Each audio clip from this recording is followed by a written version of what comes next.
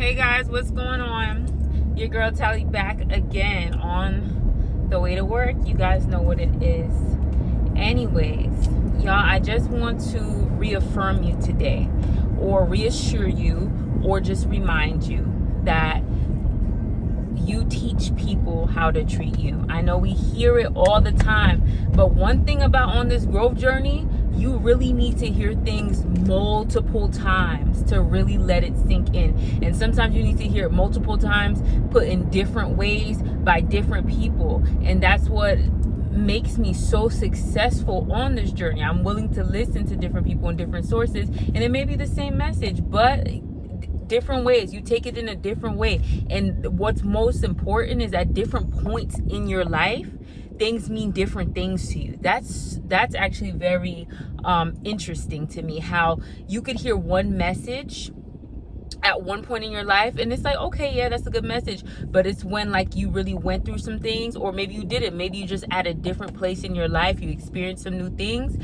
and that message hits way harder than before. So don't be afraid of listening to new message, the same old message from different people, or the same message from the same person. It doesn't matter, guys. When you, like I say, when you want to grow, you're hungry.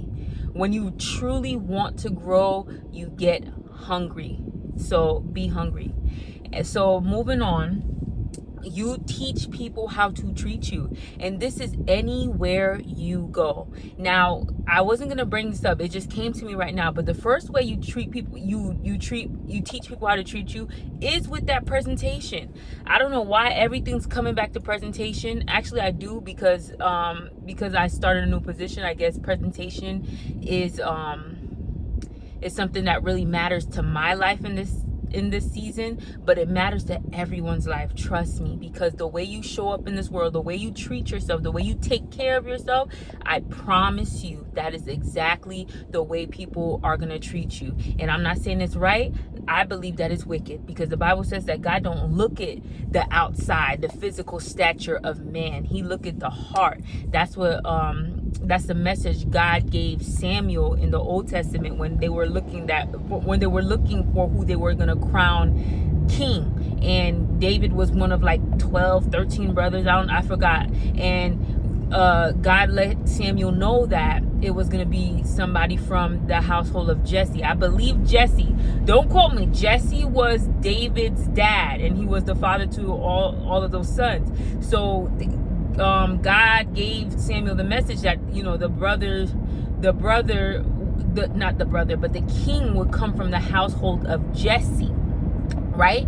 And Jesse had like 12 or 13. I forgot how many sons he had, but he had 12 or 13 sons. And Jesse bringing all his kids in there to see which one is going to be selected to be the next king.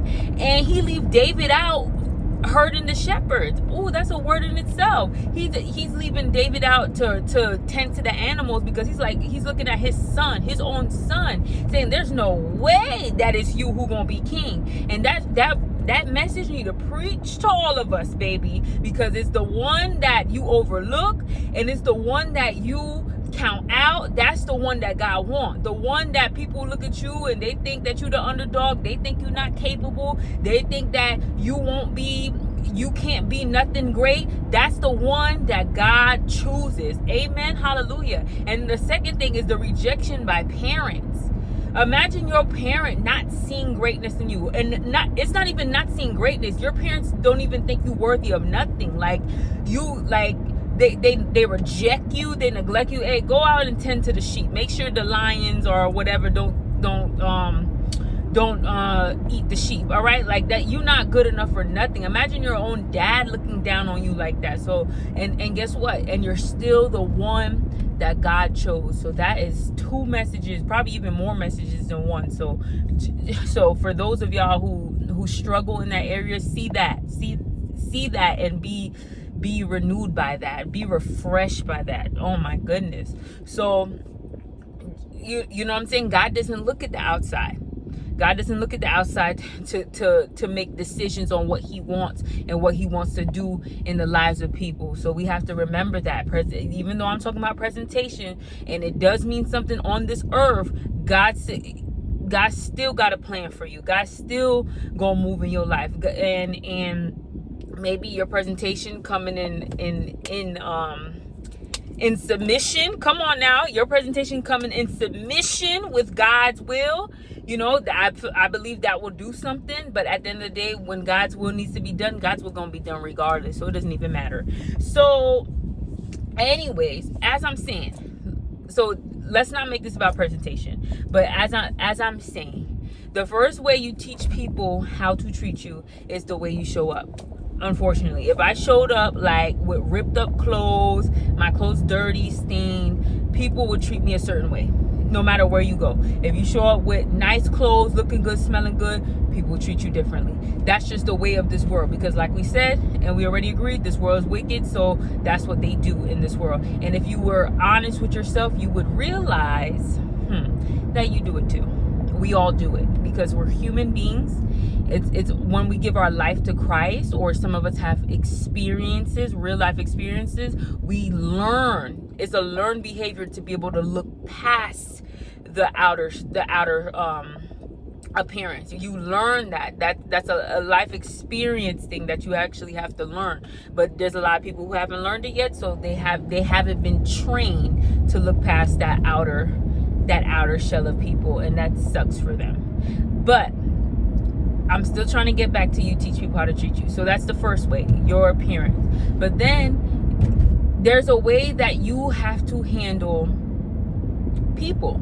There's a way that you have to handle people, and you have to teach them how to treat you outside of your appearance. Because sometimes, even when you look good, people gonna think they could try you. Don't think all this confidence, self-esteem thing that I teach, dressing well, looking the part, looking nice, don't think it's not gonna come without its trials.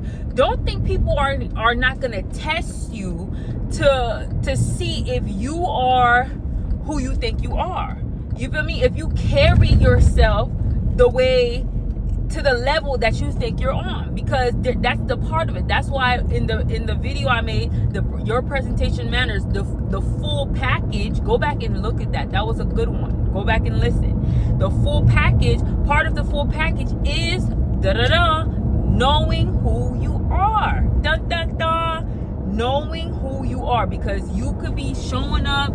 Someone could have just taught you how to dress. Someone could have just taught you how to look good. There's a lot of people, their parents that taught them how to show up and look good, you know, but they still don't have the full package. They still may not have the confidence. So you have to make sure you have that full confidence. And another way to express that is, let's say, take me for example. We always using me for an example. You get a new position, you feeling it or whatever. It's a good position, whatever.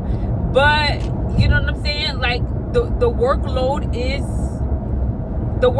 there. I'm not gonna say it's overboard. It could be at your job. So check. You know what I'm saying? Your job and my job is different. So your job, your workload could be overboard. At the end of the day, you're just one person. You're gonna take your lunch. Now, if you're the type of person who the workload heavy and you're not gonna take your lunch, now you're teaching people how to treat you. That's number one. Now you're showing them that you rather neglect yourself, all right, to the point that you're not gonna eat all day for the next 9 hours, and you're gonna work even extra than them for not more pay, especially if you're on salary. You're gonna work extra, and it's gonna be and you're not gonna get paid for it. You're showing people that you are the perfect person for that. You're showing your boss that he or she, you're showing he or she that it's okay to treat you like that. It's okay. Your break is not important. Your lunch is not important. Your health is not important. Hey, listen, if that's the presentation, if that's what you want to communicate about yourself, okay, fine. So don't be surprised if your workload gets heavier. Don't be surprised if you're chosen to do the most work, because you're the person who will forsake themselves, who will forget about themselves in order to get this work done. Now, I know in the past that it was seen as a good thing. I don't know why that ever was a thing, but it was seen as a good thing. The person who comes to work early and leaves late, the person who would, I guess, skip their break. Listen, I don't subscribe to that. I do not subscribe to that. Work is a contract. They pay you what they said they're going to pay you. They give you how much you're supposed to work, and they abide by the contract. If you don't do something that works with the contract, if you do something against that contract, you're going to be faulted for. You're going to be held accountable for that. So if they do something that's against the contract, will they be faulted for? You feel me? So we got to just be mindful. And yes, I'm all for that work ethic. That's part of the full package. I'm all for the work ethic. I'm all for working hard, doing what you got to do. I'm all for it. But my thing is, don't get taken advantage of, because any situation you walk up in and you're like, okay, I'm gonna do this, forget about me. After a while, you're gonna burn out.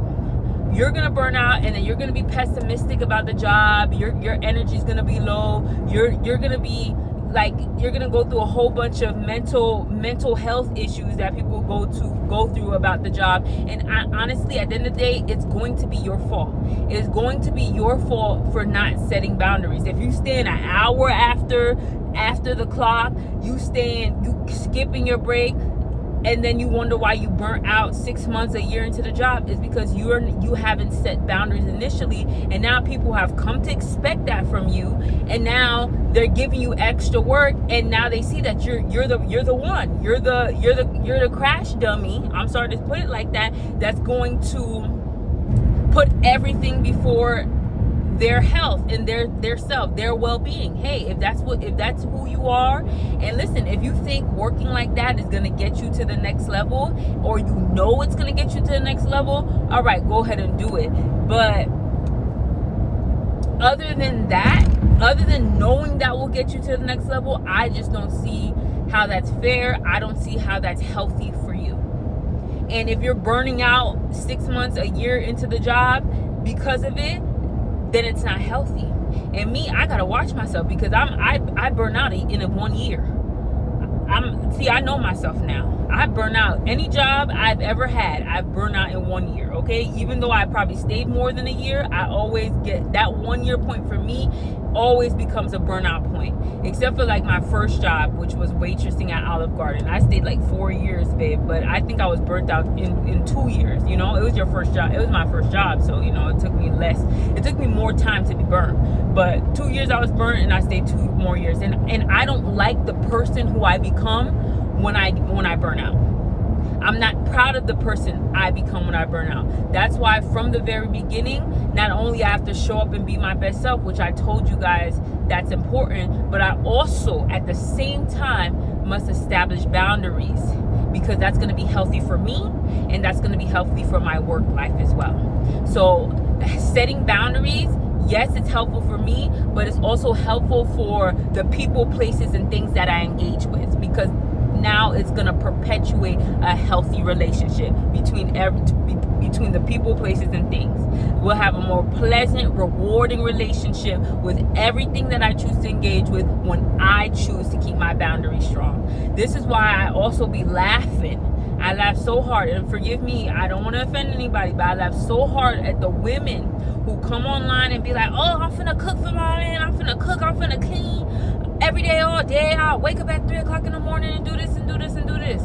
Listen, from the prior generations before us, it's already been dispelled that doing that don't keep a man. It's already been dispelled. All right, that it's a mistruth. That's already been dispelled, that all that cooking and cleaning and sucking and ducking, all of that is not what's going to keep your man. Because if that was the case, the women from the last generations, their men wouldn't have been stepping out on them, number one. Number two, a lot of them would still be with their men, and a lot of them are not. Some of them are, but a lot of them are not. And a lot of them would have not left their man. I know some of the men even left them.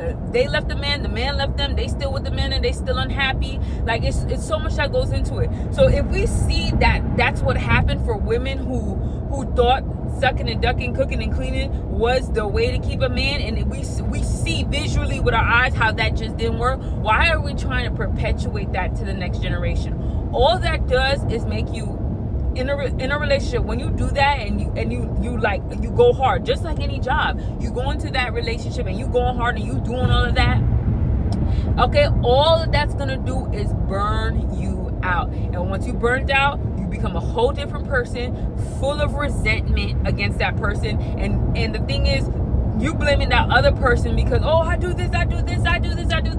Girl, you came into that situation doing all of this. You set a standard in that relationship that you couldn't keep up with, but you did it because you didn't know yourself. You did it because you didn't have boundaries. And this is not just for a relationship. This is for any place you go. This is for your career. This is for any place you go. You go in there because you don't really know yourself. You don't really know your burnout point, your standards, your boundaries. You're still at the point where you're compromising with your self-respect and your morals and values, and you go into a situation giving too much and not getting enough in return. And then at the end, when you burn out, you want to blame them for this and that. No, it don't work like that. Set your boundaries and your values, your morals at the beginning. Therefore, even if there comes a time where it has to end, because we know everything has a start date, everything has an end date, then you know that you didn't do anything outside of your moral compass, your morals, your values, and what you gave to that thing is what you had. All right. Sometimes you need to know, hey, I didn't give everything I have. Or if you give everything that you had, make sure it's what you wanted to give. Make sure you're giving what you want to give. So if you're the type of person, you want to go hard, you want to give everything, good for you. That's great. All right. But don't be at the end of the relationship, no matter what relationship it is, with your career, with your any kind of relationship, your friendship, your romantic relationship. Don't be at the end of that blaming them because you gave so much. You gave what you wanted to give, and we need to be responsible for what we give. I'm not gonna say I can't stand it, but it's actually a revelation to me right now that I just realized that we can't really play that blame game. We can't play that blame game no more, where we're blaming people and we're like, oh, I did this. No, you did this because you wanted to do it. If it was against your morals, if it was against your values, if you feel like you gave too much, that was all on you. It was up to you. That was your decision that you made. So you need to be accountable for your decision. And I know sometimes as women, when we talk about accountability, it's sometimes hard for women to take accountability. And I hate to say that too, because I hate when men say that, but then you realize it is the truth. Women don't like to take accountability that much. But listen, the reason women don't like to take accountability that much, because women give so much. So we feel like because we give so much, it's like our wrongs should be covered. And I agree with you. Like, we give so much. We have the kids. It takes a toll on our mental, physical, spiritual, emotional health. You know what I'm saying? We give so much. We take care of the home. Some of us even do all of that, then go out, make the money, make the bread. We work. You know what I'm saying? We do so much. So it's hard to do so much out of love. And it's a thankless job. It's a thankless job because there's nobody to thank you every single day when you're doing pickup, drop-offs, doctor's appointment, everything you do. You're managing the household. You're setting appointments for this, setting appointments for that. Bro, it's mind-boggling how much is on certain women's plates. So I get it why it's hard for us to take accountability for certain things. But what I'm saying also at the same time, make sure you're giving what you could lose. That's what I'm saying. Make sure whatever you're giving up, whatever you're giving away, whatever time, effort that you're giving away or you're investing in something, make sure you're giving just enough that you can lose. Like, you can walk away from that situation and be like, you know what? I did my best. I gave what I wanted to do. If this didn't work out, it is what it is. But not more.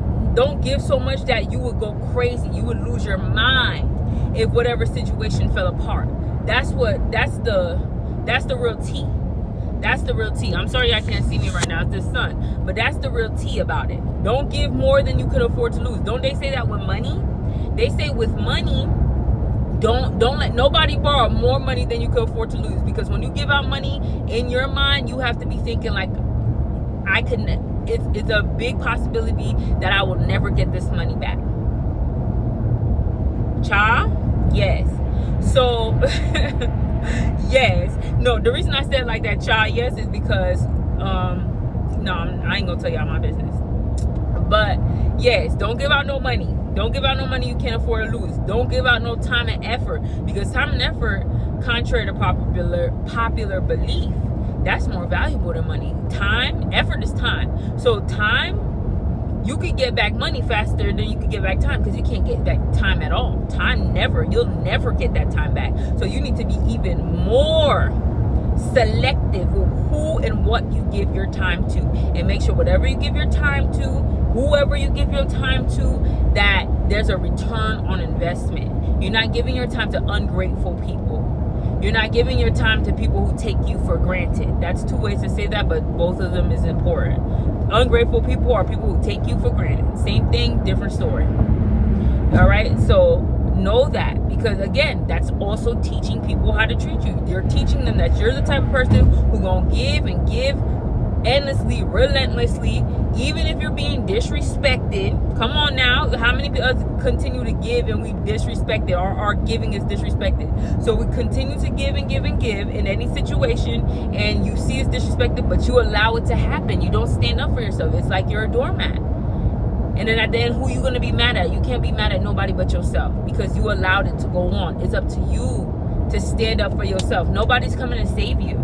Nobody's coming to save you. Nobody's coming to stand up for you. You got to stand up for yourself. And if you know that you're not being treated with respect, you're not being treated properly, you need to say something.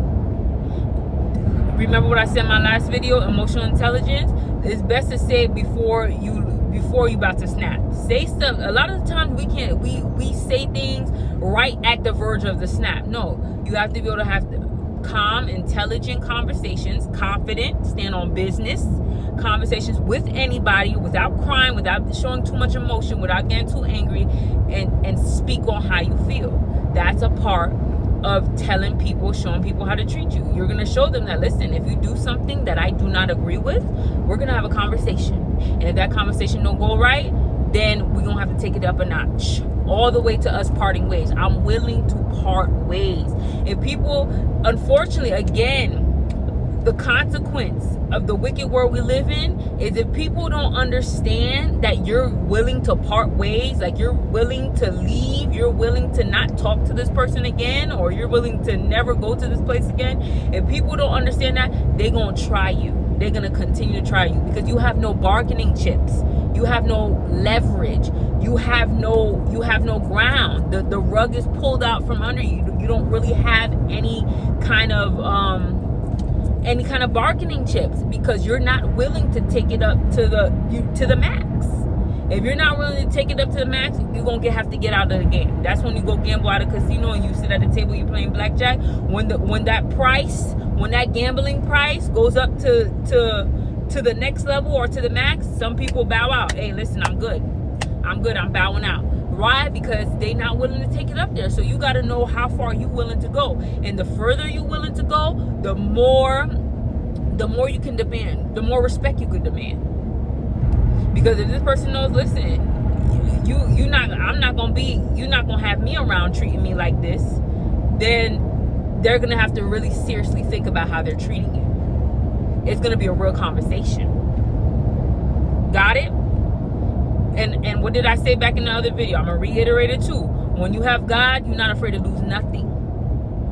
God knows who disrespected you. God knows that He don't put you in situations for you to be disrespected most of the time, because David definitely was under Saul, and Saul was beginning to try David a little bit. So you got to know, are you meant to be king and the king is trying you? I don't know. You got to figure it out for you. Okay? But in most cases, it's not that. So you got to figure it out and be willing to take it up to the max to show people you need to be treated well, and you're not for that disrespect, period. Amen. Amen. I'll talk to you guys soon.